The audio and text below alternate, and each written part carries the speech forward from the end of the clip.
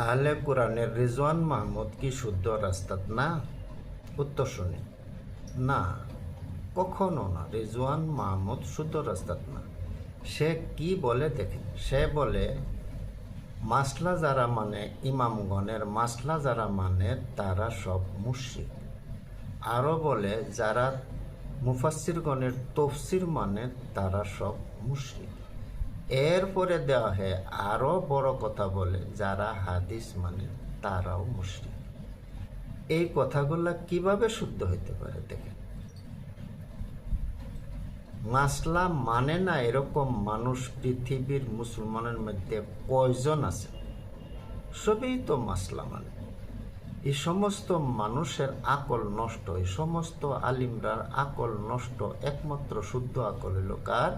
রিজওয়ানের। কত বড় কথা। এরপরে দেখেন ইমাম সাহেবগণ মাসলা বানাইছেন, কোরআন হাদিস থেকে বানাইছেন। ইমাম সাহেবগণ কি হয়ে গেল? প্রথমে মুশরিক হইল। কত বড় সাহস তার। এরপরে তফসির, তফসির তো সাহাবাগণেও করছেন, অন্যান্যরাও করছেন। তফসির মানে না এরকম মানুষ কয়জন আছে পৃথিবীর? যারা মানে ওই সমস্ত আলিম ও আলিম সবেই পূর্ব হয়ে গেল। একমাত্র জ্ঞানী থাকলো কেটা? রিজওয়ান মাহমুদ। সেই কোরআন বুঝে, আর কেউ কোরআন বুঝে না। সমস্ত মানুষ মুশরিক। তো এই যে সমস্ত মুফাসসিরগণকেও সে কি বানিয়ে দিল? মুশরিক বানিয়ে দিল। এটা কত বড় কথা হইল চিন্তা করবে। এরপরে বড় কথা হইল হাদিস যারা মানে তারা মুশরিক। হাদিস মানে না পৃথিবীর মানুষ দেখান কয়টা আছে? আরব হোক, আজম হোক। এই সমস্ত মানুষের আকল নষ্ট, সমস্ত আলিমের আকল নষ্ট। যারা হাদিস মানে একমাত্র শুদ্ধ আকলে রইল রিজওয়ান।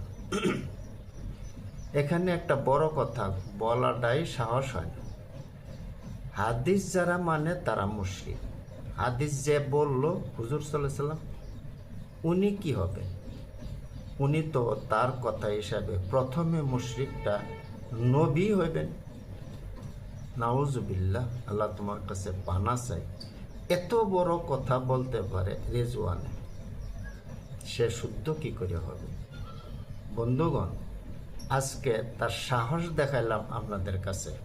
এরপরে এই কথার উত্তর আমরা পরে দিতেছি, আরো কয়েকটা উত্তর।